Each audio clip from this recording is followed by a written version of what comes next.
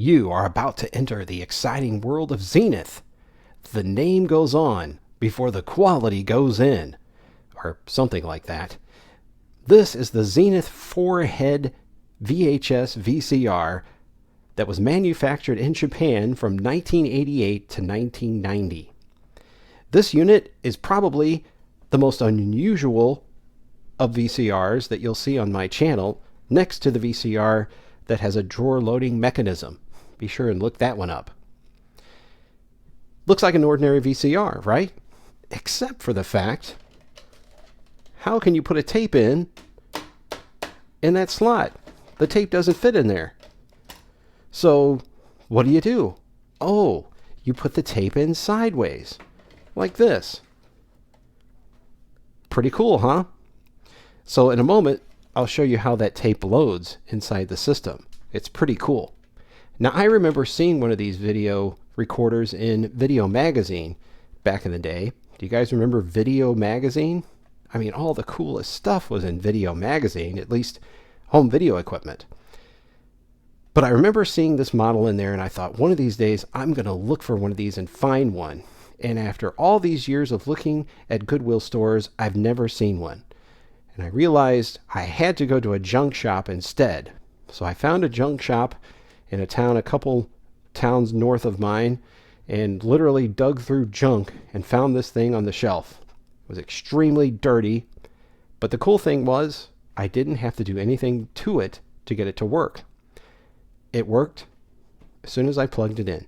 No belts needed, no rollers needed, nothing. So that shows you that the quality went in before the name went on, right? At least that's what they used to say. Something like that. In any case, I did have to clean the outside case because it was filthy. And as you can see, it does have some scratches on the top. But otherwise, it looks pretty good. Let me show you the controls here on the front. These are all soft touch controls. So all you have to do is just easily press them and they work.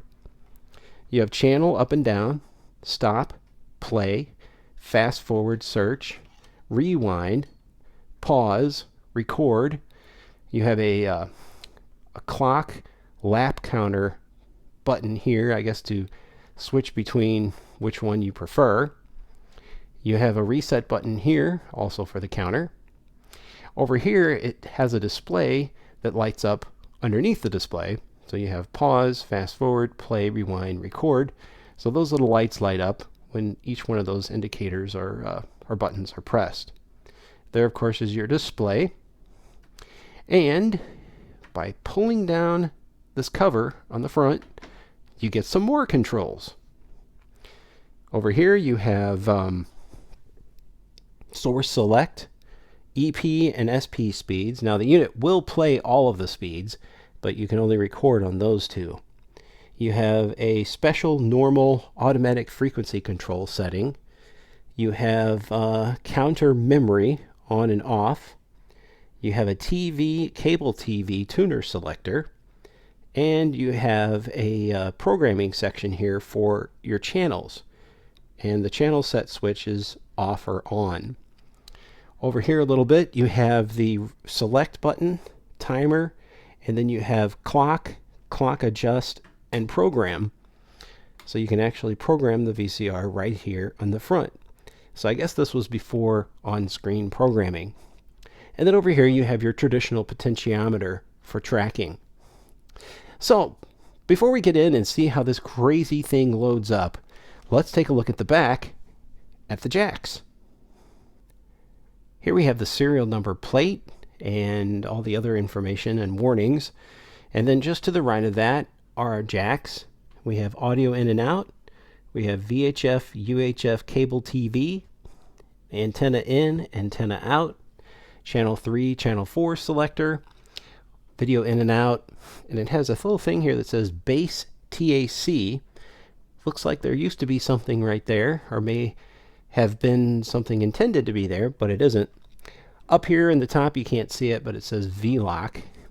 And then over here you have a remote pause button. So there is the jack pack on the back. Now notice the length of the VCR. Well, it's kind of hard to tell on this video. This distance here across the top here is usually about the length of the back or the side of a VCR. So it's almost like they took what should have been on this side, put it on that side, which would have been the left side of the VCR, and put the jacks on the right side, and then the back side is also just the case.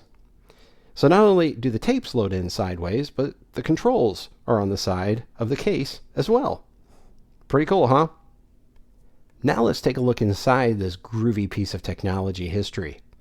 As you can see here on the right, this is where the tape loads in. And I can actually load the mechanism without putting a tape in. All I have to do is pull this forward. It only takes it a second to realize there's not a tape there, and the carriage will come right back up.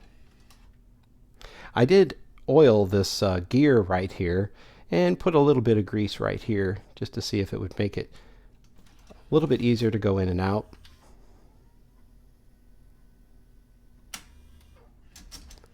Such a smart VCR. It knows there's not a tape there. It won't let me trick it. So over here on the left, you'll see the main board. Whoops, I kicked the tripod there. That was fun. All right, so I've already taken the screws out. There was one here and one here. But all I have to do is lift this up, and I can easily service the inside of the unit. Pretty sweet, huh? Now, most modern VCRs don't have all of these wires going everywhere. But wires are a cool thing. That's what's so fun about older VCRs, is all of these wires. Now, I don't know if wires indicate quality, but it's amazing to me that some of these old units still run, and still run well, with replacement belts and replacement rollers. So, I'm sure you are anticipating seeing the tape load. Now earlier you might have seen me grab some kind of a weird tape that I had there.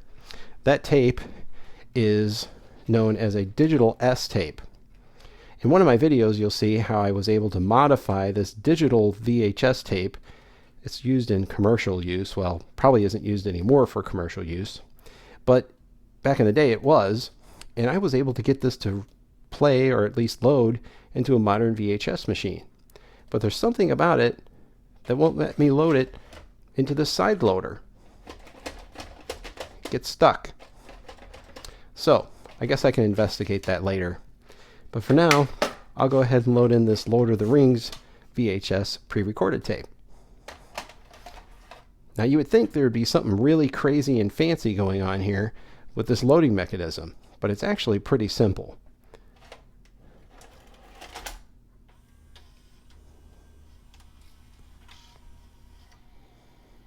So there we go.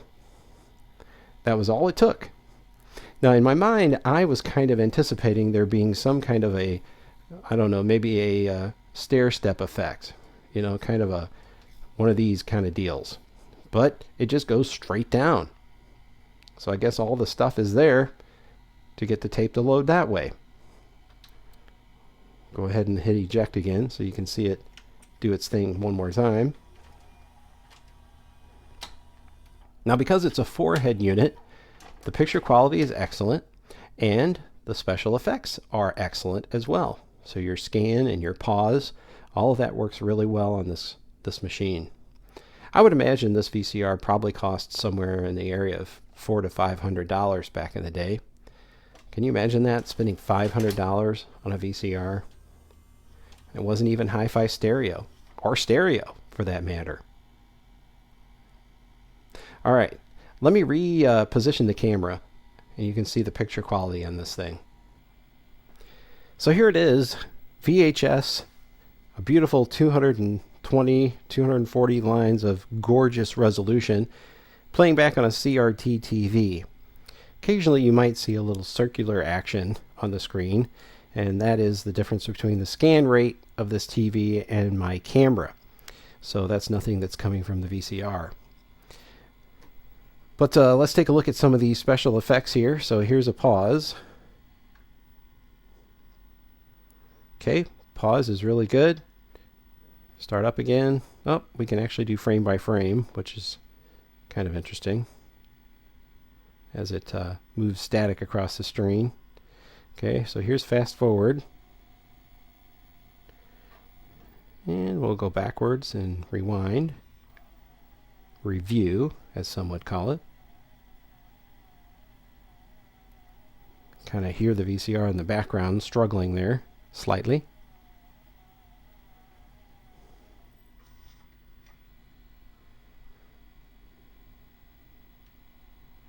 So it works really good.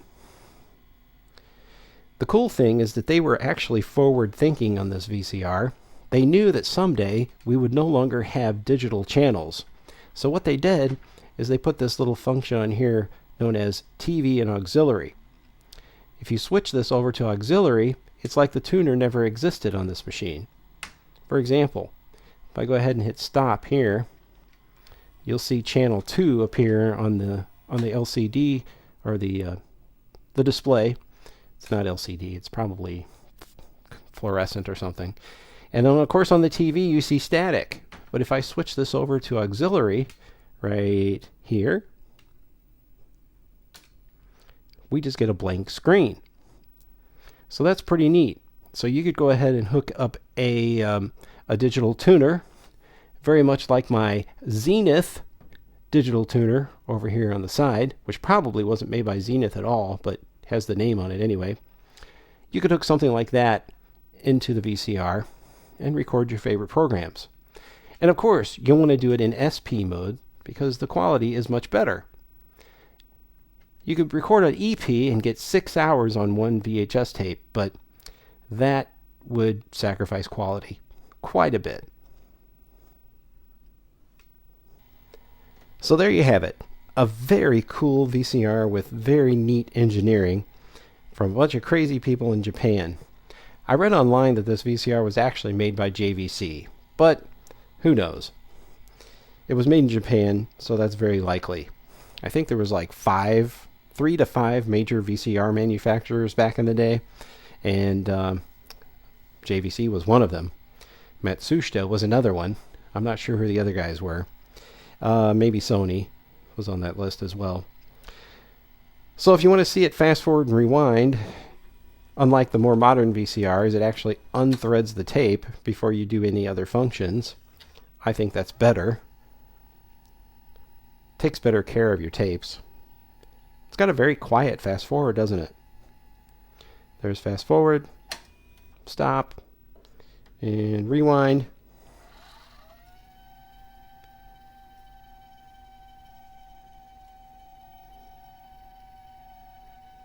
Yep, very cool.